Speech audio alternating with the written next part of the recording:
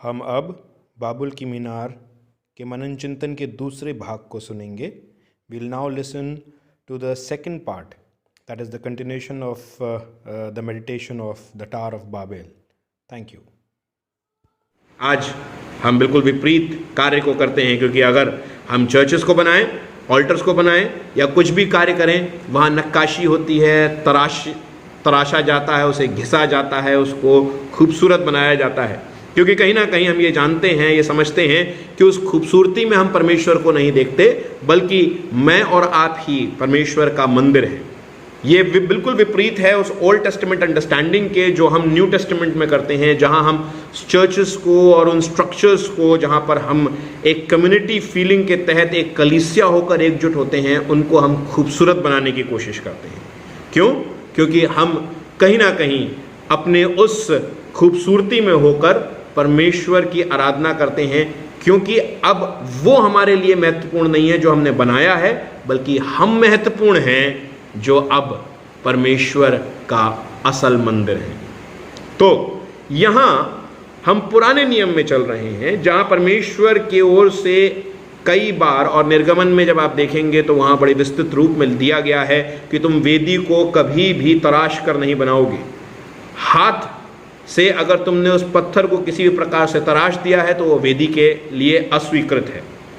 अब जब वेदी बनाई जाती थी तो वो उन पत्थरों से बनाई जाती थी जो नेचुरल स्टोन्स होते थे, and that is how it was God made.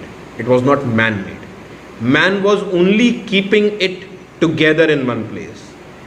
मनुष्य सिर्फ उसको एक जगह इकट्ठा करके एकत्र करता था ताकि उसके ऊपर वो बलिदान चढ़ा सके, या किसी और परमेश्वर के दिए हुए पर्पस के लिए उसको इस्तेमाल कर सके. पर मनुष्य उसको बनाता नहीं था, एकत्र करता था. परमेश्वर के द्वारा वो नेचुरली बनाए गए हैं, मनुष्य उन्हें एकत्र कर रहा है.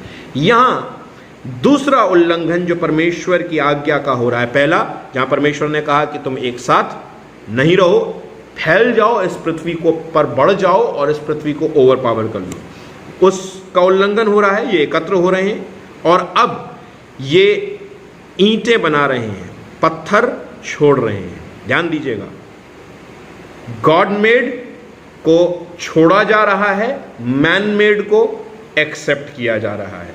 बहुत इंपॉर्टेंट फीचर है ये. यहां ये क्या कर रहे हैं, और उन्होंने पत्थर के स्थान पर ईंट से और चूने के स्थान पर मिट्टी से, गारे से काम लिया. पत्थर को छोड़ दिया और अब इन्होंने ईंट को बनाना शुरू करा है. हमारे कंस्ट्रक्शंस में आज हम ईंट को देखते हैं जो प्योरली हमारे द्वारा बनाई गई है, पत्थर जो नेचुरल है. और यहां पे उन्होंने परमेश्वर को छोड़ा और क्या कर लिया है, अब पत्थर को छोड़कर ईंट को ले लिया है. और अब वो क्या कहते हैं, फिर उन्होंने कहा आओ हम एक नगर और एक गुम्मट बना लें जिसकी चोटी आकाश से बातें करे, इस प्रकार से हम अपना नाम करेंगे. थर्ड मिस्टेक, तीसरी गलती, जहां वो अब एक नगर बनाने जा रहे हैं और एक गुम्मट बनाने जा रहे हैं, और इस नगर और इस गुम्मट में वो अपने नाम को धरना चाह रहे हैं. Purpose of making the city, उद्देश्य जो इस शहर के बनाने का था, इस गुम्मट के बनाने का था, वो मनुष्य के नाम को करने का था. और ये तीसरा कारण था जो परमेश्वर की आज्ञा का उल्लंघन था, या परमेश्वर को पसंद नहीं आया, जहां परमेश्वर इसको डिस्ट्रॉय करता है. और मैं और आप इस बात को बहुत बारीकी से जब देखते हैं तो समझेंगे कि ये परमेश्वर के पर्पस से भी बाहर था, क्योंकि इस शहर को बनाने के लिए परमेश्वर ने ताकीद नहीं किया था, इस गुम्मट को बनाने के लिए परमेश्वर ने ताकीद नहीं किया था.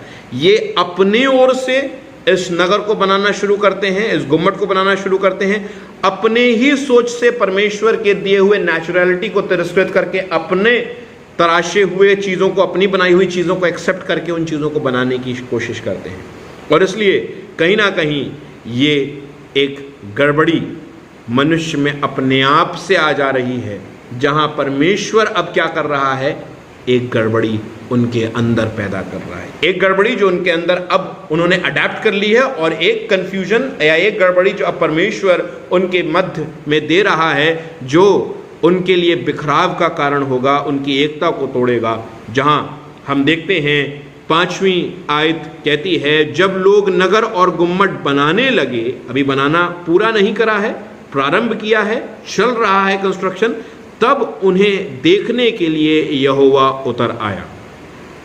और यहोवा ने कहा, मैं क्या देखता हूं कि सब एक ही दल के हैं और भाषा भी उन सब की एक ही है, और उन्होंने ऐसा ही काम भी आरंभ किया, और अब जो कुछ वे करने का यत्न करेंगे उसमें से कुछ भी उनके लिए अनहोना ना होगा।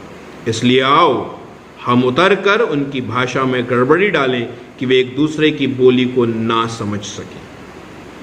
परमेश्वर जब उनके पास उतर कर आ रहा है, जब वो गुम्मट बनाने लग रहे हैं, अभी उसका कंस्ट्रक्शन चल ही रहा है, उसका कंस्ट्रक्शन अभी किसी भी प्रकार से पूरा नहीं हुआ है, वो उतर कर आता है, उनके पर्पस को जानता है, क्योंकि वो पर्पस अपना पहले ही बता चुके हैं। क्या है कि हमारा नाम हो, और क्या है, इसकी चोटी आकाश से बातें करे, और ऐसा ना हो कि हमको सारी पृथ्वी पर फैलना पड़े।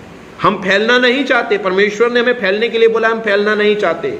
हम परमेश्वर के बनाए हुए चीज़ों को तिरस्कृत करते हैं, अपनी चीज़ों को अडैप्ट करते हैं, और हम अब अपना नाम करना चाहते हैं, परमेश्वर का नहीं, अपना नाम करना चाहते हैं।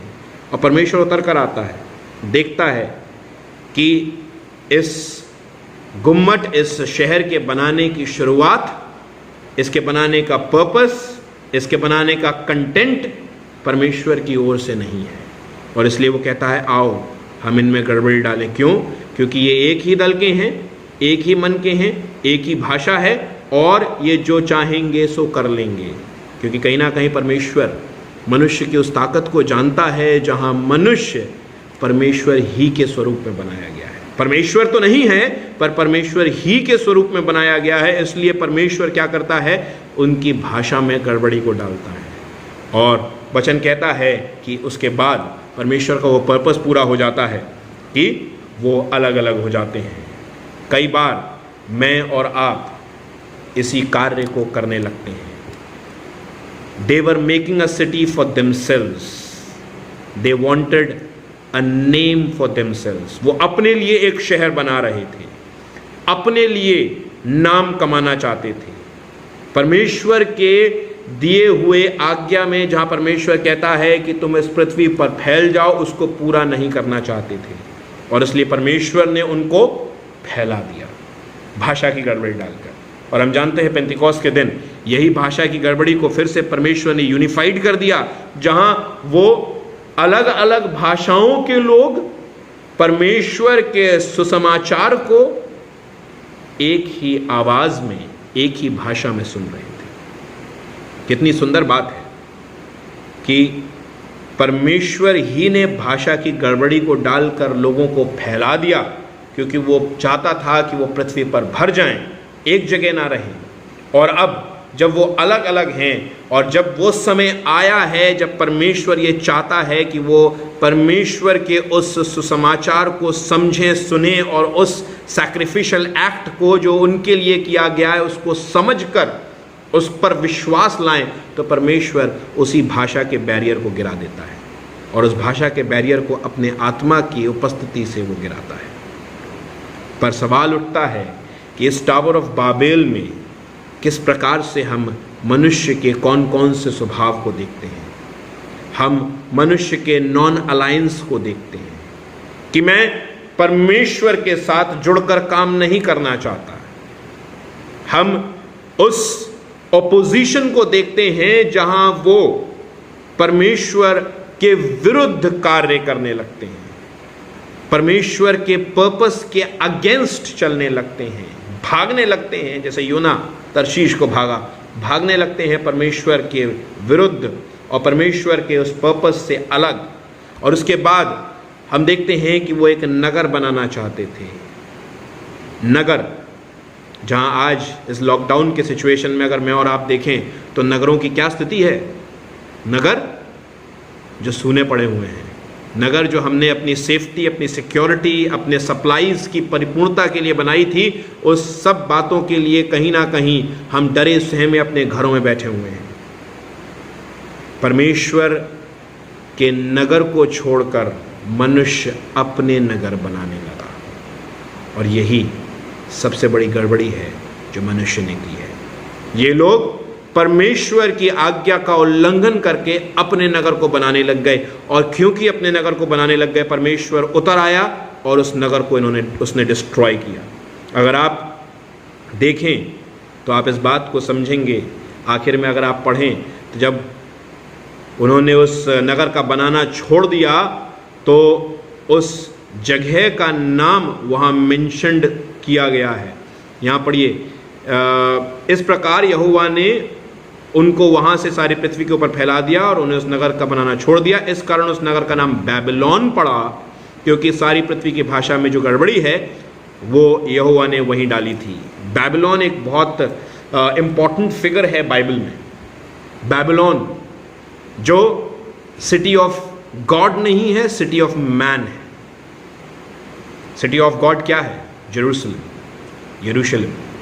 परमेश्वर ने एक नगर बनाया, पर परमेश्वर ने एक नगर तब बनवाया जब परमेश्वर अपनी मर्जी से, अपने डिजिग्नेशन के साथ, अपने डिजाइन के साथ, अपने चुने हुए व्यक्ति के साथ उस नगर को बनाना चाहता था।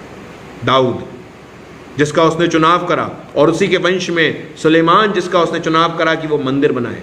यरूशलेम और यरूशलेम का मंदिर परमेश्वर की ओर से वो सिटी ऑफ गॉड था जो परमेश्वर ने डिजाइन करा। ऐसा नहीं है कि परमेश्वर नगरों से हेट्रेड करता है, उसको पसंद नहीं है नगर, पर उसको मनुष्य के द्वारा बनाए हुए नगर, मनुष्य के द्वारा बनाए हुए वो चीज़ें जो मनुष्य ने अपने पर्पस, अपने उद्देश्य, अपने मय के लिए बनाई हैं, उनको वो नहीं चाहता। सिटी ऑफ गॉड बनाई गई यरूशलेम, और हैरानी की बात नहीं है कि उस सिटी ऑफ गॉड को या पहले टेम्पल को डिस्ट्रॉय करने के लिए कौन आया था? Babylon, city of man. और अगर आप रेवलेशन में देखें, प्रकाशित वाक्य में देखें, तो भी आपको city of man versus city of God के विषय में देखने को मिलेगा। बैबिलोन का पतन 18वें अध्याय में है प्रकाशित वाक्य के, और फिर 21वें अध्याय में आप एक नए यरूशलेम के निर्माण के विषय में पढ़ेंगे। परमेश्वर में प्रिय भाइयों और बहनों, क्या मेरा और आपका जीवन इस टावर ऑफ बाबेल के तरीके का तो नहीं है?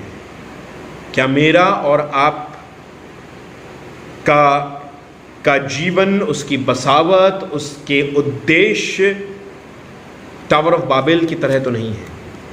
क्या मैं परमेश्वर से अलग होकर, परमेश्वर को डिसोन करके, परमेश्वर से नॉन अलायंस करके अपने पर्पसेस को फुलफिल करने की कोशिश कर रहा हूँ?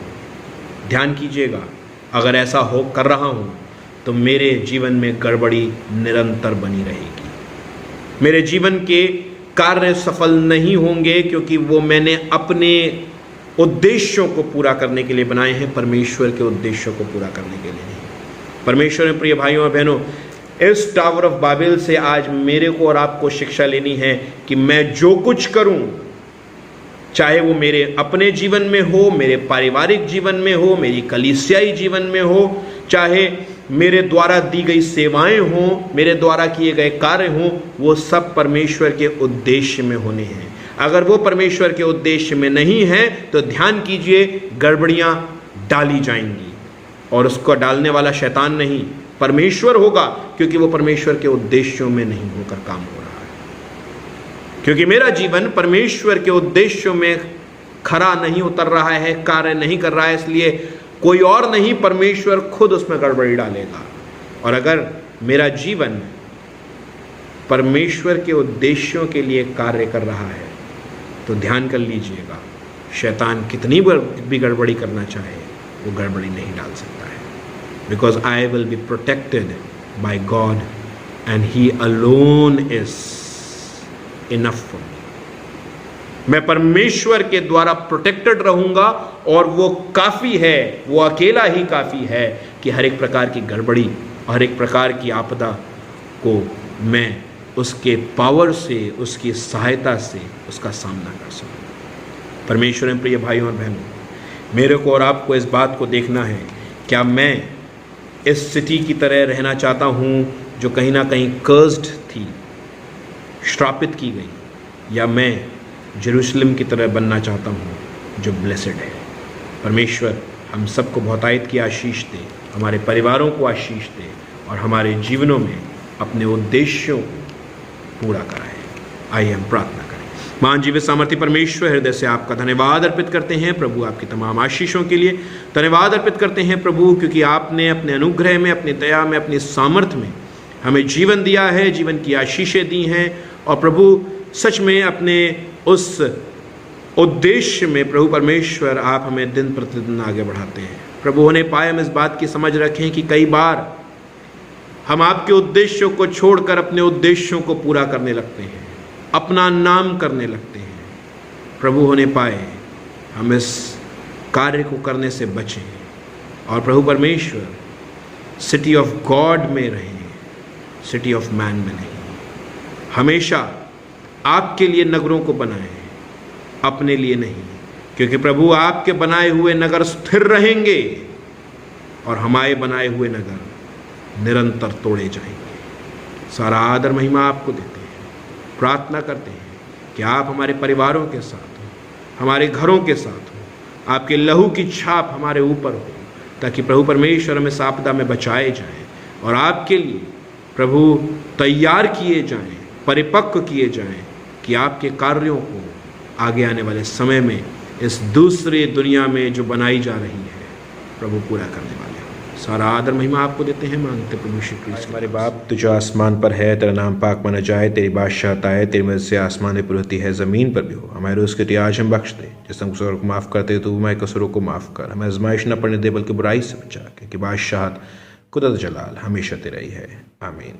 हमारे खुदावंद यीशु मसीह का फजल, खुदा बाप की मोहब्बत और रूह पाक की रिफाकत शराकत हमें से प्रत्येक के साथ, तमाम विश्वासियों के साथ और विशेष रूप से कलीसिया के साथ आपसे लेकर हमेशा तक होती रहे। आमीन। सबको जय मसीह की।